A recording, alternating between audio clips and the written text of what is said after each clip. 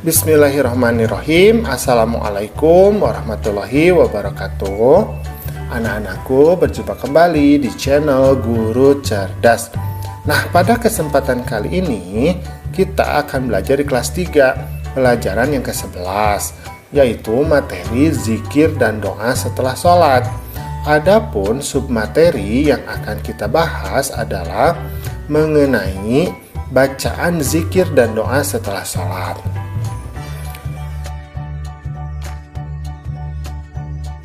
Nah, sebelum kita mulai ke pembelajaran, Bapak ingatkan dulu ya, bagi kamu yang belum subscribe, silahkan subscribe dulu. Pencet tombol like dan share channel Guru Cerdas. Oke, sip, kita lanjutkan. Nah, Udin berkata nih, apa kata Udin?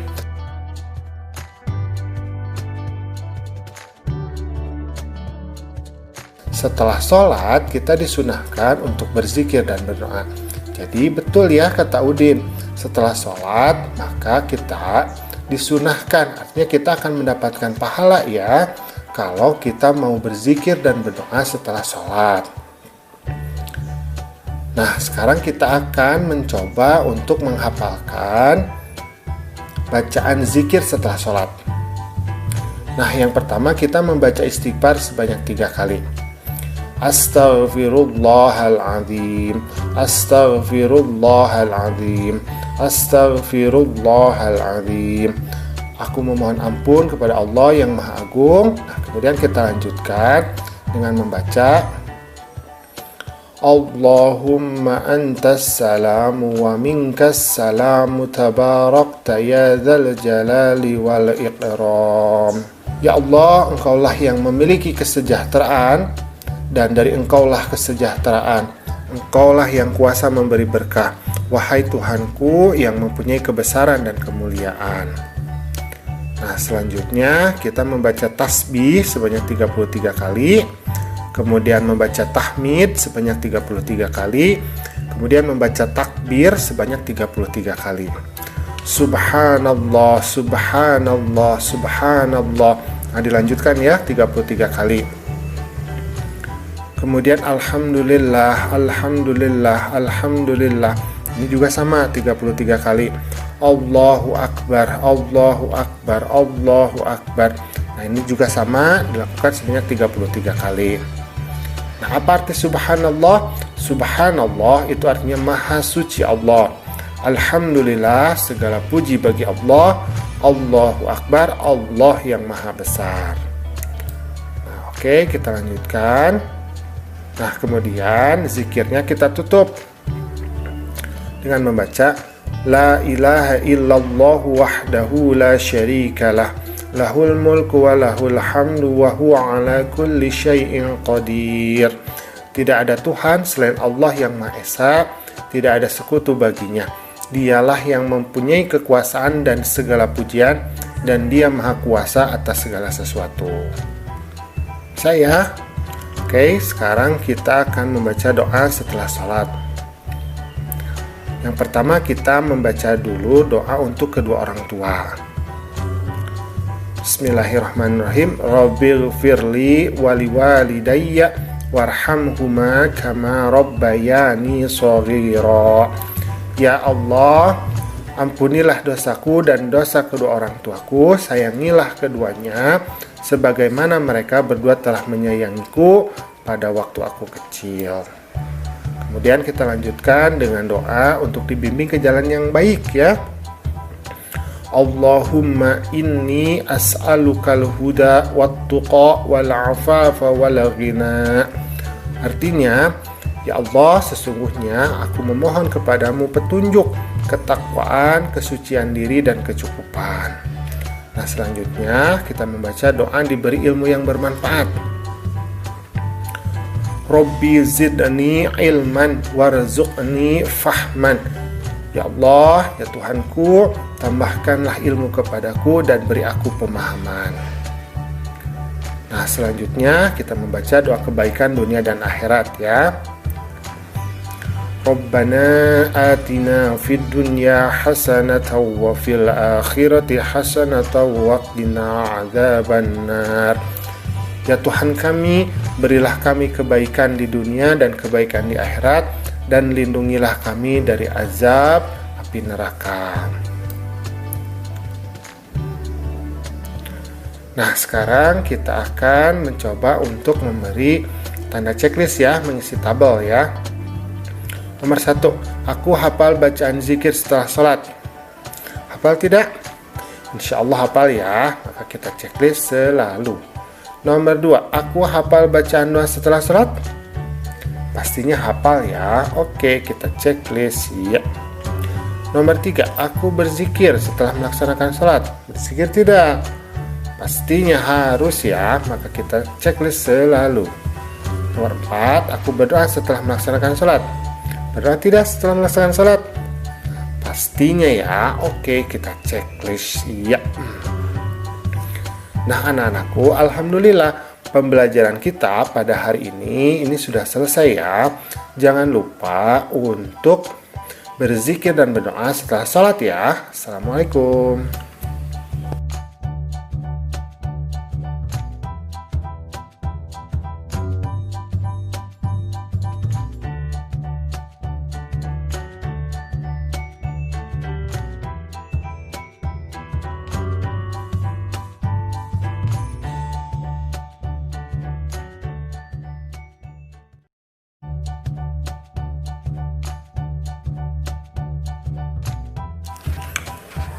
Bismillahirrahmanirrahim. Assalamualaikum warahmatullahi wabarakatuh. Anak-anakku, pada kesempatan kali ini kita akan belajar di kelas 3, pelajaran ke-12, yaitu materi kisah keteladanan Nabi Ibrahim alaihi salam dan Nabi Ismail alaihi salam. Adapun submateri yang akan kita bahas adalah mengenai kisah agar channel ini dapat terus berkembang dan memberikan manfaat bagi kita semua. Oke, kita lanjutkan ke pembelajarannya ya. Nabi Ibrahim ini dilahirkan di Babilonia. Nah, sekarang ini negara Irak ya. Ayahnya Nabi Ibrahim bernama Azar bin Nahur. Kala itu, kerajaan Babilonia ini dipimpin oleh seorang raja yang sangat zolim, jadi sangat kejam ya, yaitu Raja Namrud bin Kan'an bin Kus namanya. Nah, Babilonia ini adalah negeri yang kaya. Rakyatnya hidup makmur, tetapi mereka tidak mengenal Allah. Penduduk Babilonia ini justru menyembah patung. Nah, yang lucunya adalah patung-patung itu dibuat oleh mereka sendiri. Nah, sampai sekarang peninggalan dari kerajaan Babilonia ini masih bisa kita temukan ya di Irak ya. Nah, Nabi Ibrahim ini memiliki anak yang bernama Ismail dan Ishak. Antara Nabi Ismail dan Nabi Ishak ini berbeda ibu, tetapi ayahnya tetap sama ya, Nabi Ibrahim. Nah, ibunda dari Nabi Ismail bernama Hajar dan ibunda dari Nabi Ishak ini bernama Sarah.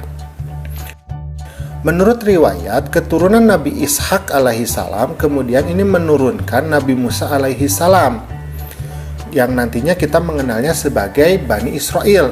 Dan dari keturunan Nabi Ismail alaihi salam ini kemudian menurunkan Nabi Muhammad, yang kita kenal sebagai bangsa Arab.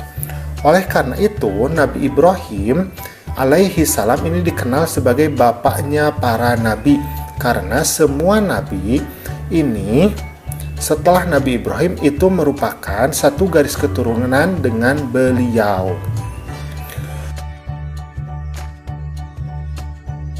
Nah, Nabi Ibrahim kecil ini hidup di lingkungan yang penuh kemusyrikan dan kekufuran. Beliau dibesarkan oleh seorang ayah yang tidak seiman dengannya. Ayah Nabi Ibrahim adalah seorang ahli dalam memahat patung. Patung-patung ini kemudian dijual kepada penduduk Babilonia. Dari patung-patung itulah yang kemudian dijadikan sesembahan. Nah, ayahnya Nabi Ibrahim ini seringkali menyuruh Nabi Ibrahim untuk menjual patung-patung itu. Namun, berkat bimbingan Allah, Nabi Ibrahim secara halus mampu menolak perintah ayahnya. Menurut Ibrahim kecil, kebiasaan penduduk Babilonia termasuk ayahnya sendiri adalah hal yang keliru ya, atau salah. Nah, satu-satunya cara untuk menyadarkan penduduk Babilonia kembali ke jalan yang benar adalah dengan menyadarkan atas kelemahan patung sebagai sesembahan. Hanya Allah Subhanahu wa Ta'ala yang Maha Esa dan Maha Kuasa yang berhak disembah, bukan patung-patung tersebut. Dialah pencipta alam semesta beserta isinya. Patung-patung itu tidak dapat membela dirinya sendiri, apalagi membela kawannya. Masyarakat Babilonia sudah lama sebagai penyembah bintang-bintang dan patung-patung. Nabi Ibrahim terus berusaha mencari kebenaran agama yang dianut oleh keluarganya. Ketika malam telah gelap, Nabi Ibrahim menyaksikan sebuah bintang. Dia sempat berpikir bahwa bintang itu Tuhannya. Tetapi tatkala bintang itu tenggelam, dia berkata, "Saya tidak suka kepada yang tenggelam." Kemudian tatkala dia melihat bulan terbit, dia berkata, "Inilah Tuhanku." Setelah bulan itu terbenam, dia berkata, "Sesungguhnya jika Tuhanku tidak memberi petunjuk kepadaku, pastilah aku termasuk orang yang sesat." Kemudian tatkala ia melihat matahari terbit, dia berkata, "Inilah Tuhanku, ini yang lebih besar." Tatkala matahari itu terbenam, dia berkata, "Hai kaumku, sesungguhnya aku berlepas diri dari apa yang kamu persekutukan. Sesungguhnya aku menghadapkan diriku kepada Rob, Tuhan yang menciptakan langit dan bumi, dengan cenderung kepada agama yang benar, dan aku bukanlah termasuk orang-orang yang mempersekutukan Allah." Inilah yang dianugerahkan Allah kepada Nabi Ibrahim dalam menolak agama yang dipercayai kaumnya serta menerima Tuhan yang sebenarnya.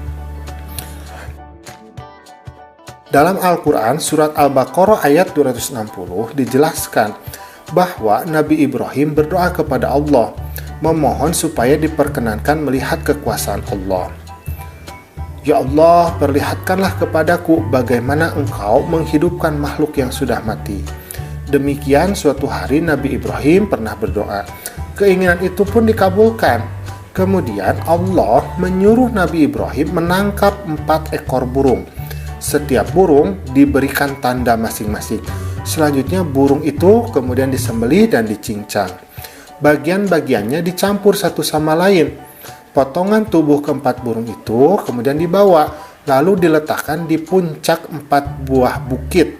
Keempat bukit itu letaknya berjauhan satu sama lainnya. Kemudian Allah memerintahkan kepada Nabi Ibrahim untuk memanggil burung-burung itu. Maka dengan izin Allah, burung-burung itu ternyata mampu menyatu kembali dan hidup kembali. Semuanya utuh seperti sedia kala. Allah Maha Kuasa atas segala sesuatu, tidak ada yang sanggup menghalangi kehendaknya. Hanya dengan kata kun, jadilah, hal yang dikehendaki pun pasti akan terjadi. Allah Maha Kuasa menghidupkan yang mati sangatlah mudah baginya. Nabi Ibrahim telah melihatnya sendiri, maka hatinya pun semakin mantap, keyakinannya makin kuat, keimanannya makin hebat. Nah, ayahnya Nabi Ibrahim ini, Azar, tidak hanya membuat patung, tetapi ia juga menyembah patung. Sebelum berdakwah kepada penduduk Babilonia, Nabi Ibrahim harus menyadarkan dulu ayahnya. Berdakwah kepada ayahnya tentulah tidak mudah, karena ayahnya ini tetap bersikukuh dengan keyakinannya. Usaha Nabi Ibrahim sudah maksimal, tetapi Allah yang menentukan. Sebagai seorang anak, Nabi Ibrahim sangat ingin menyelamatkan ayahnya. Tetapi sikap ayahnya yang menolak ajaran Allah tidak membuat Nabi Ibrahim larut dalam kesedihan. Sikapnya tetap teguh untuk menyebarkan pesan-pesan Allah Subhanahu wa Ta'ala. Nah, Raja Namrud ini memerintah dengan kejam. Semua orang harus taat, tidak boleh ada yang melawannya. Jika ada yang berani melawan, maka nyawalah taruhannya. Rakyat di Babilonia hidup bagaikan budak. Nah, keadaan tersebut tidak membuat Raja Namrud puas. Ia merasa dirinya layak disembah. Ia ingin menjadi Tuhan. Ia berpikir rakyat pasti mau menyembahnya. Patung-patung yang tak bernyawa saja disembah, apalagi raja yang sangat berkuasa. Nabi Ibrahim ini berdakwah tidak kenal lelah. Tetapi penduduk Babilonia tetap menolak keras. mereka tetap pada keyakinannya untuk menyembah patung-patung yang mereka buat sendiri. Namun, Nabi Ibrahim tidak kehilangan akal. Ada rencana lain. Mungkin saja penduduk Babilonia ini memerlukan bukti. Orang-orang Babilonia mempunyai suatu tradisi yaitu setiap tahun mereka pergi untuk meninggalkan negerinya dan berburu binatang. Nah, sewaktu Raja Namrud dan kaumnya meninggalkan negeri Babilonia, maka kampung mereka pun ditinggalkan kosong.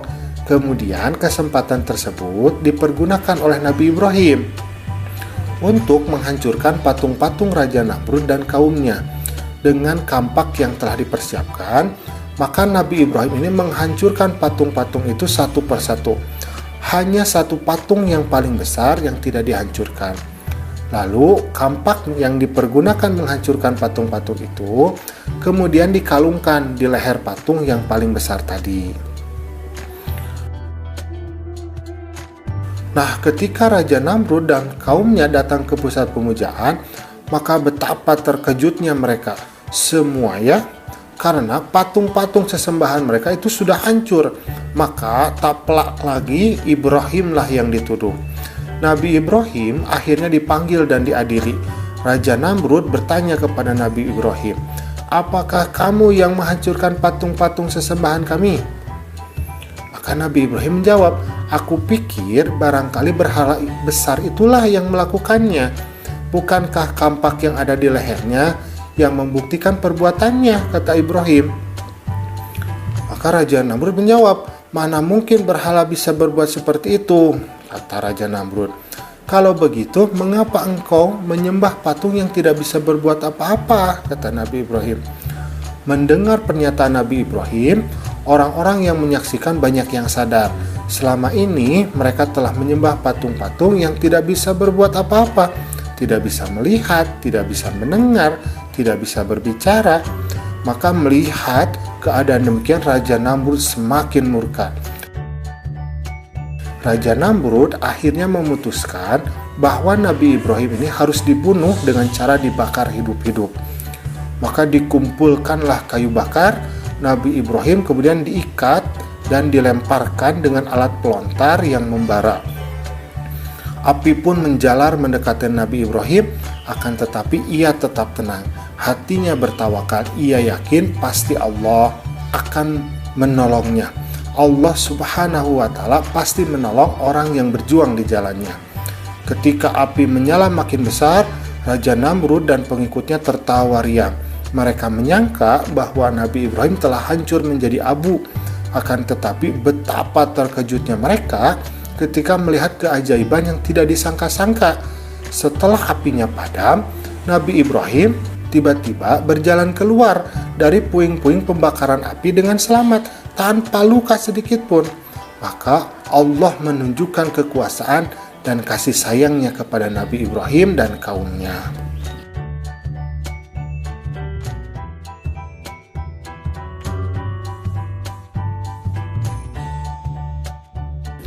Anak-anakku, alhamdulillah pembelajaran kita pada hari ini sudah selesai. Itulah kisah Nabi Ibrahim alaihissalam. Terima kasih sudah menyimak ya. Assalamualaikum.